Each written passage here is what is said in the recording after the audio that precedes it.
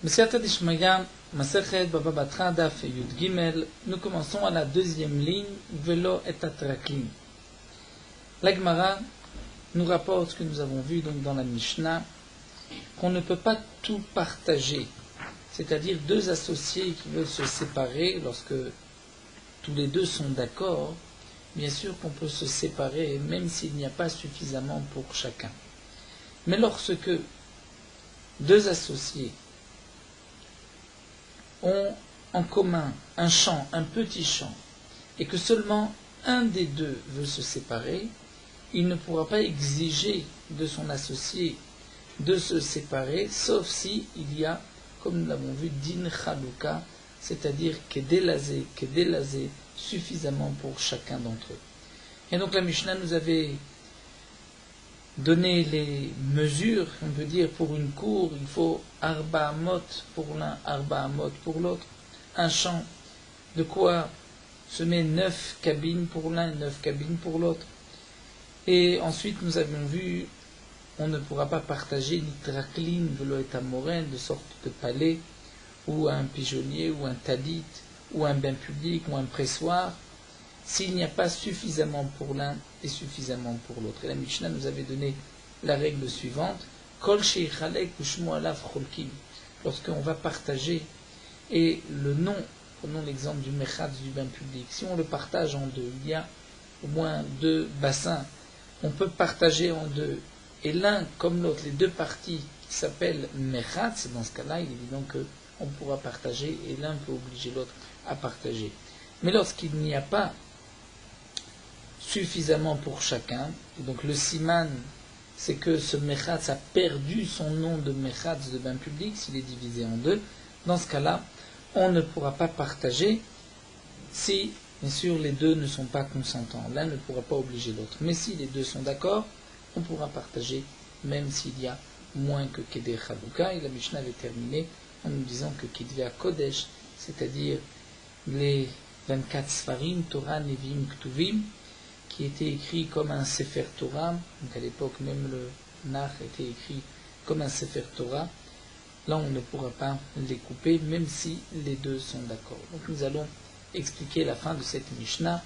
Tout d'abord, la Gemara reprend, Velo et Atraklin, la Gemara dit, En baem kedelaze be kedelaze mao. Quel va être le din lorsqu'il n'y a pas suffisamment pour l'un et suffisamment pour l'autre?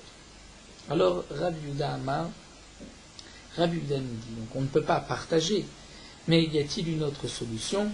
Rabbi Yuda nous dit, It dina de gud o agud. Il y a le din suivant, gud o agud, c'est-à-dire, ou bien, tu vas toi me donner de l'argent et tu prends tout le terrain ou tout le mechatz d'un public, ou moi je vais te donner de l'argent et je prends tout. Donc comme Rachid nous l'explique, celui qui veut se séparer dira à celui qui ne veut pas se séparer, Good ou agud, c'est-à-dire Good, fixe-moi le prix que tu exiges et toi tu me payeras ce prix-là et tu prendras le tout pour toi, étant donné que je ne veux pas rester associé avec toi. Au agud, cela signifie ou bien c'est moi qui vais te fixer le prix et vends-moi ta part. C'est donc le principe de Good ou agud, comme l'explique ici Rashi. Ça c'est ce que pense Rabbi Yuda. Rav Nachman amar le dina de Gud ou agud. Rav Nachman dit non. Il n'y a pas ce din de Gud ou agud. On ne peut pas dans ce cas-là exiger de l'autre de vendre ses parts ou de racheter les parts du premier. Puisque lui peut dire je veux rester associé, je ne suis pas intéressé ni à vendre ni à acheter. Donc la Gemara nous a rapporté ici une marloquette Rabbi Yuda et Rav Nachman, et la Gemara poursuit. Amarle Rafa et Rav Nachman. Rava dit à Rav Nachman, l'éditra, d'après toi. D'amarta l'edina de God ou agud. Tu dis qu'il n'y a pas le din de God ou agud. Donc on ne peut pas exiger de l'autre qu'il vende ses parts ou qu'il achète les parts de l'autre. Quel va être le din d'un Bechor ou Pashut, un premier-né, et son frère, Pashut simple, qui n'est pas premier-né, le père leur a laissé un esclave ou une bête impure en héritage. Quel est le din d'un Bechor avec un Pachout. Donc on va diviser le prix de la bête en 3. Le Bechor prendra 2 parts et l'autre frère prendra 1 part. De même pour le Evet, pour l'esclave. Mais là, on ne peut pas partager l'esclave, le couper en morceaux, ni la bête tméa impure, puisque c'est une bête qu'on ne peut pas manger. Encore une bête théora, on pourrait l'égorger et partager en 3 la viande, et le Bechor prendrait 2 parts. Mais lorsque la bête est tméa, donc on ne peut pas partager, comment va-t-on faire? Être associé de cette manière, nous dit Rashi, que le Bechor utilise l'esclave 2 jours, et le Pachout un seul jour, ceci est difficile. Encore un jour l'un, un jour l'autre, c'est moins difficile, mais c'est aussi difficile. Mais la Gemara ici prend l'exemple du Bechor où c'est encore plus difficile, puisque l'un va prendre 2 jours et l'autre doit prendre 1 jour. Donc Ketzad aussi, comment va-t-on faire? Si ce n'est, ce que en vérité veut Rava prouver à Rav Nachman, qu'on va proposer Godo Agoud, c'est-à-dire rachète mes parts ou vends-moi tes parts. Amarle Rav Nachman lui a répondu Shani Omer Oved Lazé Yom Echad Velazé Shne Yamim. Rav Nachman répond, ça ne me pose pas de problème, c'est vrai que c'est difficile.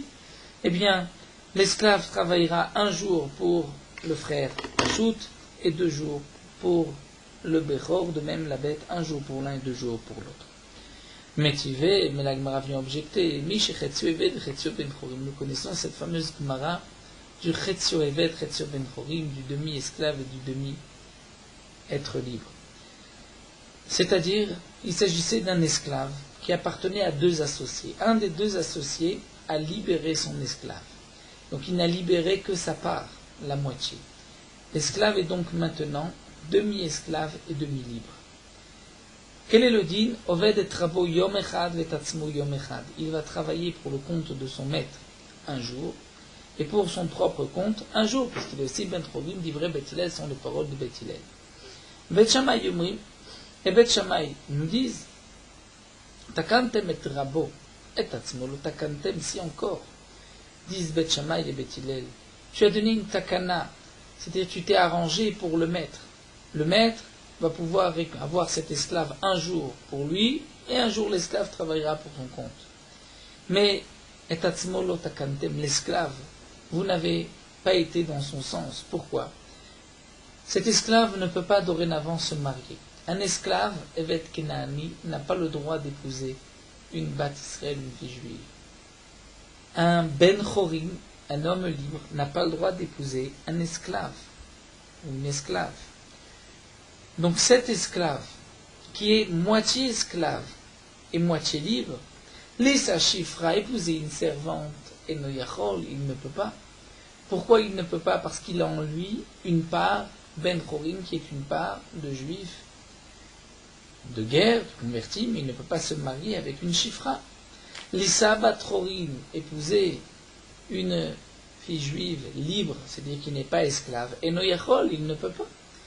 Pourquoi? Parce qu'il a en lui une part esclave, et un esclave ne peut pas se marier avec une Bat Israël. Si c'est ainsi, disent Bet Shammai Yevatel, c'est-à-dire l'esclave ne pourra pas se marier, il va se priver de Piria Verivia, d'avoir des enfants, de procréer, Piria Verivia. Pourtant, le monde n'a été créé que pour Piria Verivia. Chez Nehemar, comme c'est marqué, le Tohu Bera'a, la Shevet Yetzara, Kadosh Baruch Hu n'a pas créé son monde pour qu'il soit vide, mais pour qu'il soit habité, pour qu'il soit peuplé. Tosfot explique pourquoi on ne rapporte pas le pasouk de Pérou Urvu. Tosfot veut nous dire parce que le Shevet Yetzara s'applique même pour la partie esclave qu'il a en lui.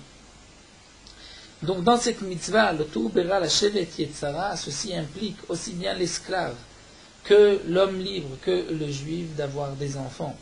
Donc Bet Shammai dit à Bet Hillel, sur le point économique, sur le point de l'argent, l'esclave va servir son maître 1 jour et travailler pour son compte 1 jour.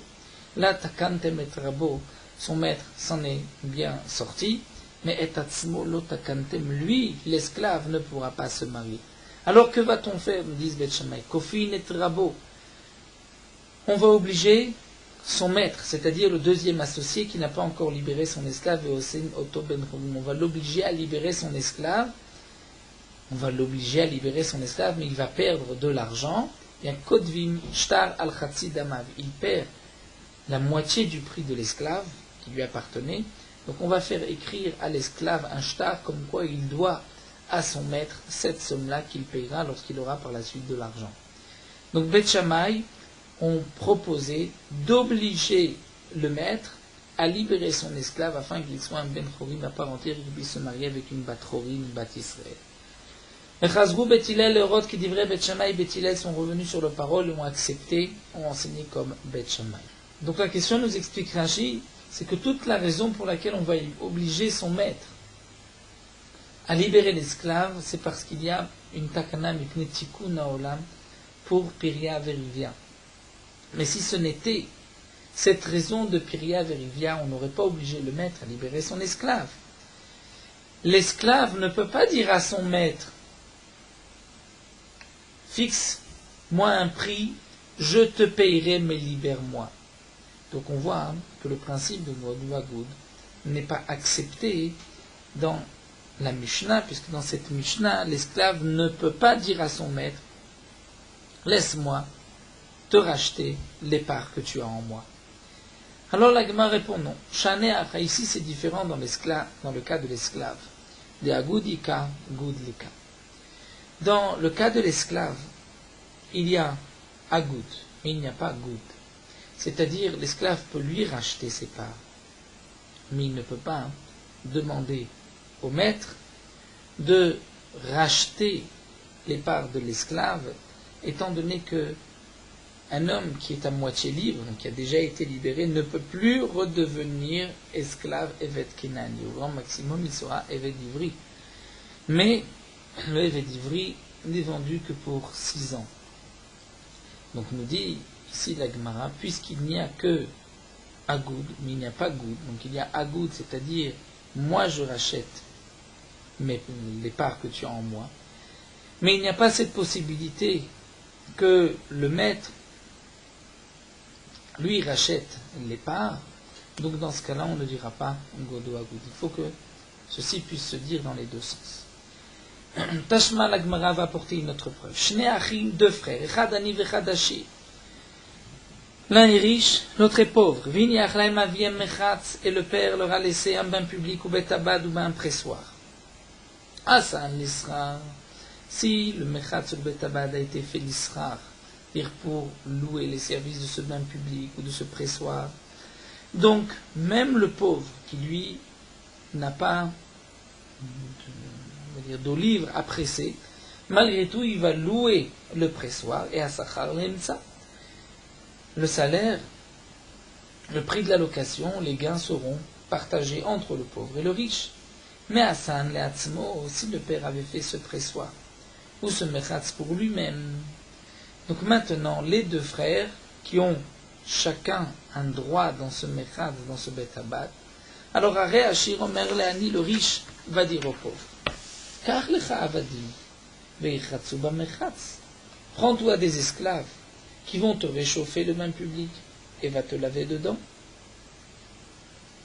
Ou bien car le chazetim va t'acheter des olives, ou va c'est le betabad et vient les presser dans le pressoir. Le pauvre, ne pouvant pas se permettre de louer le service d'esclaves ou d'acheter des olives, donc il ne pourra pas profiter de ce mechat ou de ce betabad. En tout cas, on voit ici que le pauvre ne pourra pas exiger du riche de racheter ses parts. Donc on voit qu'on ne dira pas Godo Agoud. La Gemara dit non. Atamna me Goudika Agoudlika. Là-bas aussi, il n'y a que Goud, c'est-à-dire le pauvre peut proposer au riche de racheter les parts du pauvre, mais il ne peut pas lui racheter les parts du riche, donc puisque ce n'est pas dans les deux sens Godo Agoud, donc on n'appliquera pas ce principe-là. Tashma, la Gemara continue, va nous apporter une autre preuve.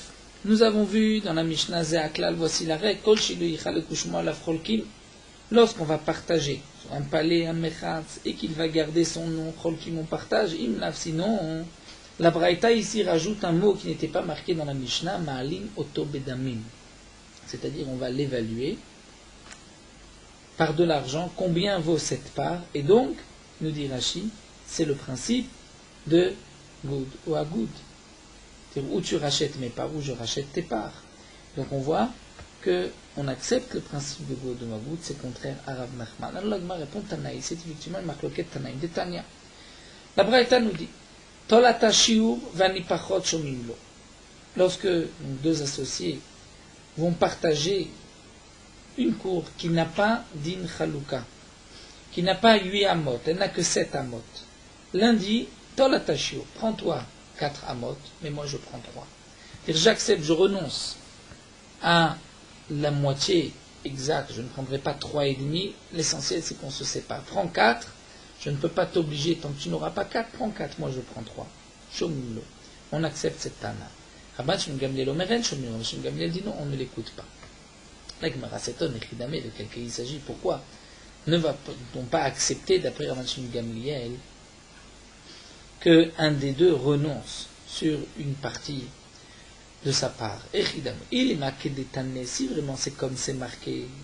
Donc prenons le cas d'un khatser qui n'a que 7 amot, l'un dit tu prends 4 et moi je prends 3, Maïtama de Rabban Shimon Gamliel, quelle va être la raison de Rabban Shimon Gamliel? Et là, puisqu'il est impossible de comprendre la braïta de cette manière, on va être obligé de dire que Chasure Mersera Vachikamar, il manque des mots dans la braïta, et voici ce qu'il a été dit. Tolata shiuvani pachot shomimlo. Lorsque le champ, le khatser, on va dire, ne fait que 7 amot, l'un dit prend 4 et moi je prends 3, shomimlo, on écoute, on accepte, puisqu'il renonce à une partie, et que son associé va dorénavant avoir Chaluka, din Chaluka, puisqu'il va avoir 4 amot, donc shomimlo. Et sur ce point-là, il n'y a pas de machloket. Seulement dans la Braïta, on va rajouter cette ligne. Vegod ou agod, name shomimlo. Si un des deux associés dit, ou bien tu me vends tes parts, ou je te vends les miennes, la shomimlo, on l'écoutera. Vata Rabban Shimon Gamliel, mais même en shomimlo, et c'est sur cela que Rabban Shimon Gamliel vient dire on ne l'écoute pas. Donc on voit que Rabban Shimon Gamliel n'accepte pas le principe de God ou agod, ça c'est comme Rav Nachman, et Tanakama comme Rabbi Yehuda. Donc voici une preuve, c'est une machloket Tanaïm. La Gemara dit non, ce n'est pas obligé. Tu n'as pas de preuve. Tu peux dire l'olam qu'elle est katané, qu'on peut lire comme c'est marqué. Qu'il n'y a pas din chaluka, l'un dit je prends 4, l'autre dit je prends 3, et malgré tout Rabban Shimon Gamliel va dire en shomimlo. Pourquoi? Vedeka matamaïtama de Rabban Shimon Gamliel, tu poses la question quelle est la raison de Rabban Shimon Gamliel, Mishum de amarle, parce qu'il va lui dire ibedame letli deme lemitan lecha. Pourquoi? Lorsque un des deux associés, on va dire Rouven, propose à Shimon. Rouven dit à Shimon, regarde, il n'y a que 7 amot. Prends-toi 4 et moi je prends 3. Shimon peut refuser. Pourquoi Shimon peut refuser? Parce que Shimon va lui dire, Ibedame, c'est-à-dire, si c'est par de l'argent, letli, je n'ai pas de l'argent, les miten lecha pour te donner. Donc lorsque tu renonces à la demi-ama qui t'appartient, parce que normalement on devrait avoir 3,5 chacun, tu veux me donner une demi-ama en plus, tu veux que je te l'achète, je n'ai pas d'argent. Bematana, c'est-à-dire, maintenant tu veux m'en faire cadeau, je ne veux pas de cadeau d'irti, puisque c'est marqué Vesone matanot yirti. Celui qui déteste les cadeaux vivra. Je veux vivre, je ne veux pas de tes cadeaux. C'est pour cela que l'associé peut refuser. Et donc, nous n'avons pas de preuve digne de nous Agoud, puisque si on parlera dans le cas où l'un des deux renonce, l'autre peut lui dire non, je ne suis pas d'accord que tu renonces à ta part, je ne veux pas de cadeau. Amarle Abaye de Rav Yosef, Abaye dit Rav Yosef, Ad Rav Yehuda, cet enseignement que nous a rapporté Rav Yehuda de God ou Agoud, des Shmuel, c'était au nom de son maître de Shmuel que cet enseignement a été dit. Dites-nous, comme c'est marqué dans la Mishnah, nous avons vu que les écrits saints, les 24 livres, Torah, Nevim, Ktuvim, même si les deux sont d'accord, on ne partagera pas. Ve'amar Shmuel, et Shmuel a rajouté et a dit sur la Mishnah, quand est-ce qu'on ne divisera pas? C'est lorsque tout a été écrit sur le même krach, sur le même rouleau. Donc là, on ne partagera pas, puisque d'amener ce rouleau au Beddin, dit Rachid, au Beddin, là c'est un bisayon, c'est faire honte au Tanakh, au Sefer Torah qui est devant nous. Aval Mishnah écrit, mais si ce sont deux rouleaux, la Cholkim, on partagera. On partagera même s'ils ne sont pas tous les deux d'accord. Et donc Rachid nous dit, même si le prix n'est pas le même, donc comment va-t-on partager si le prix de l'un est plus cher que le prix de l'autre, de Krar, c'est qu'en vérité on va dire Godo Agoud. On va dire voilà qu'il y a une différence de temps entre ce premier Krar et le deuxième. L'un a tout le Sefer Torah dans un Krar, et dans l'autre Krar c'est tous les Nevim Ktuvim. Celui qui vaut plus, l'un vaut on va dire 1000, l'autre vaut 800. Donc il y a 200 de différence. Pourquoi Cholkim? C'est parce que Cholkim, dans le sens où l'un va rajouter, va payer la différence. Et si tu penses qu'il n'y a pas ce din de Godo Agoud, pourquoi nous dire que lorsque c'est un seul rouleau on ne partage pas? En vérité, mais même deux rouleaux on ne partagera pas. Si on n'applique pas le principe de Godo Agoud, donc je ne peux pas l'obliger à accepter la différence, de me donner la différence, ou moi de lui donner la différence. Donc nous avons ici la preuve de cet enseignement de Shmuel, que Shmuel accepte, on va dire, le principe de Godo Agoud. Ça c'est ce que nous dit Rabbi Yehuda, c'était donc au nom de Shmuel. La Gemara dit non, Tirgema Rav Shalman dit, tu peux expliquer cet enseignement de Shmuel, Beshishnem Rotzim, lorsque les deux sont d'accord. Puisque les deux sont d'accord, donc dans ce cas-là on partagera sans le principe de Godo Agoud. Donc nous n'avons pas de preuve que Rabbi Yehuda a rapporté cela au nom de Shmuel. La Gemara termine, Amar Imemar, Ilcheta it dina de Godo Agoud. Amemar vient trancher, là, la Chay comme Rabbi Yehuda, il y a le din de Godo Agoud, donc lorsqu'on ne peut pas partager, c'est ou bien tu prends toi mes parts, ou bien je rachète moi tes parts. Hamale Ravashi la Amemar Ravashi di Amemar had Rav Nachman Mai. Cet enseignement de Rav Nachman Mai, qu'est-ce que tu en fais? C'est-à-dire, toi, Amemar, tu viens trancher comme Rabbi Yehuda. Et Rav Nachman Mai, Amarle, il a dit Loshmi Ali. Je n'ai pas entendu ce Rav Nachman. Je ne suis pas d'accord avec lui. Vélo, dit la Gemara. Ah bon? On n'est pas d'accord avec Rav Nachman, Allah n'est pas comme Rav Nachman, pourtant nous allons voir que Rava a tranché comme Rav Nachman. Ces deux frères, Rava Bachinina et Rav Bachinina, Shavakliouavoua, leur père leur a laissé Tarte Amata, deux servantes.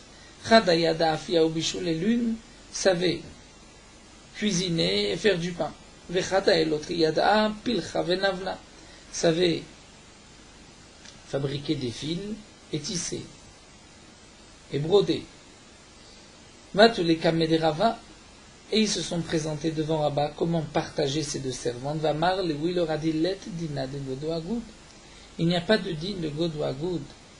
C'est-à-dire pour obliger l'un à payer la différence, c'est-à-dire que l'un prenne une servante et l'autre prenne l'autre servante, et que la servante qui vaut plus, donc celui qui prend la servante qui vaut plus, va dédommager son frère, lui donner par le principe de Godo Agoud. Donc on voit que non, let dina de Godo Agoud. Donc Rava tranche comme Rav Nachman. L'Aïma répondant, dans le cas des servantes c'est différent. Parce que les deux frères, chacun des deux avait besoin des deux servantes. L'un avait besoin des deux, avait besoin d'une servante qui lui fasse à manger, mais qui aussi lui fabrique des fils. Et l'autre aussi avait besoin d'une telle servante.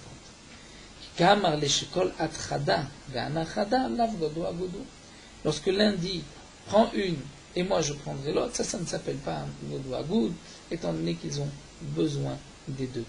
Godo Agoud, c'est de dire, prends-toi les deux, ou moi je prends les deux. Prends-toi les deux, et tu me payes ma part, ou bien je prends moi les deux et je te paye ta part. Ça, c'est le din de Godo Agoud. Donc, de là, on ne voit pas que Rava n'accepte pas le din de Godo Agoud. Ici, c'était différent, mais que chacun des deux frères avait besoin des deux servantes. La Gemara poursuit, Kidve à Kodesh des Tarvayou, mais va il est où? Pourtant, Kidve à Kodesh, on a besoin des deux. On a besoin aussi bien du Sefer Torah que des Nevi'im. Vamar Shmuel, Oshanoela Bikrach Echad, Avabeshne Krichim Cholkim, et Shmuel a dit qu'on ne pourra pas partager lorsque c'est sur le même rouleau, mais dans deux rouleaux on partage. Donc tu vois que deux rouleaux on partage,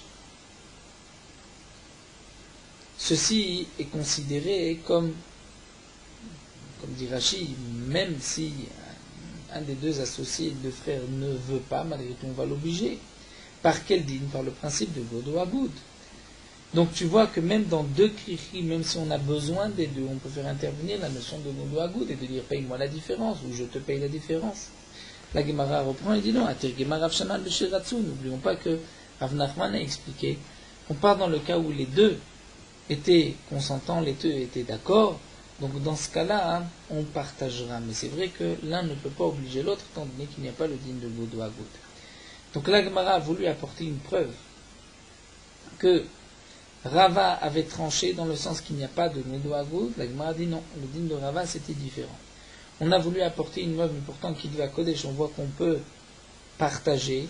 Donc c'est par le principe de Nodo Agoud, même si ils ont besoin des deux. La Gemara dit non, là-bas on n'a pas de preuve, puisque là-bas on parle que les deux étaient d'accord.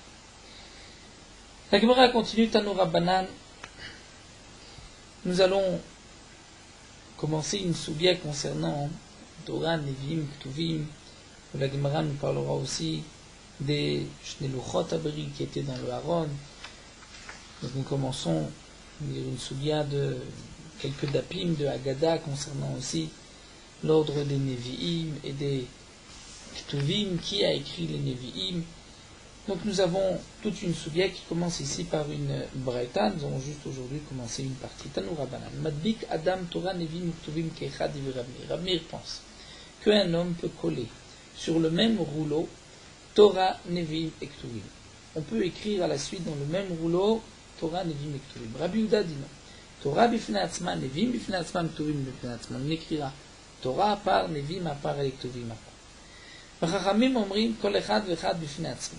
On pourra, Bezrat Hashem, dans la suite de la Gemara, on verra qu'est-ce qui est défini par Nevi'im, les prophètes, qu'est-ce qui est par Ktuvim, les écrits. Les Chachamim disent kol echad v'echad bifnei atzma. Chachamim disent chaque Navi doit être écrit à part. Chaque Sefer de Ktuvim doit être écrit à part. Donc nous avons ici Rabmir qui pense qu'on peut tout écrire en même temps, Torah, Nevi'im, Ktuvim. Rabbi Yehuda, on sépare Torah, Nevi'im et Ktuvim, et pour les Chachamim, chaque Navi à part. Ramar Rabbi Yehuda a dit Maaseh b'Maitos ben Zonim, Maitos ben Zonim Shayulo, qui avait Shmona Nevi'im et Dubakim Keechad, 8 Nevi'im qui étaient collés, et Rachid dit les Nevi'im sont au nombre de 8, donc c'est en vérité tous les Nevi'im qui étaient collés ensemble, Al-Pi Rabbi Elazar ben Azaria, sur l'ordre avec le Héter de Rabbi Elazar ben Azaria. Donc c'est une preuve à ce que dit Rabbi Yehuda que tous les Nevi'im vont être écrits ensemble. Veyesh Omri, et d'après certains, ou d'après le bar, on va lire Vachachamim Omrim, Lo ayulo ela echad echad bifnei atzmo. Les Chachamim disent non, même Batus ben Zonim n'avait que chaque Navi à part. Amar Rabbi rapporte un fait, Maaseh ve'viu lefanim le Torah Nevi'im Ktuvim medubakim keechad ve'ircharnu. C'est le cas où on nous a apporté Torah Nevi'im Ktuvim qui étaient collés ensemble et on les a rendus cachés, on a accepté, c'était caché. Ben chumash le chumash shel Torah arba shitim.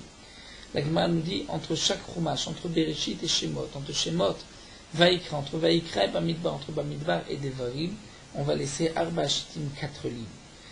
Vechen, ben kol Navi les Navi, de même entre chaque Navi, entre Yeshua et Shoftim, entre Shoftim et Shmuel, entre Shmuel et Melachim, et ainsi de suite, on laissera 4 lignes. Au Benavi chez Shnem Asar, et dans le Navi des 12, Chagai, Zecharia, Yoel, Amos, qui sont les Tréasar, c'est Shalosh Shitim, 3 lignes entre chaque Navi, ou Mesayem Milemata ou Matril Milemala. C'est-à-dire, si on termine en bas de la page, on pourra commencer immédiatement en haut de la page un nouveau Navi, il n'est pas nécessaire de laisser les 4 lignes. Voilà, nous nous arrêtons ici, il y a Tanoura Banan, nous reprendra Bezrat Hashem cette solia de Torah Nevi'im Ktuvim. Nous poursuivons Merot Halacha Daf Yud Gimel pendant les 7 jours de Sukkot. Il faut dormir dans la Soukha le jour et la nuit. Bien que, à propos de la nourriture, nous avons vu qu'on peut manger une achilat harai lorsqu'on mange moins que kabetza ou qu'on ne mange pas de pain, mais dormir, on ne pourra pas dormir en dehors de la Soukha, même shinat harai, un petit somme. L'interdiction de shinat harai, ce n'est pas seulement lorsqu'on dort allongé sur son lit, mais même si on dort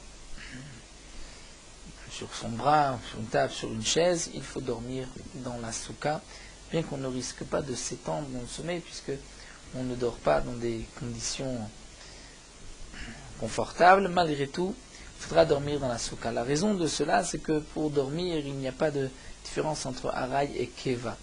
Même lorsqu'on dort très peu, c'est aussi Keva, puisque parfois un homme reprend des forces, même en dormant un tout petit peu. Mais les poskim ont marqué que peut-être que somnoler moins qu'une minute, là on n'est pas obligé de dormir dans la soukha.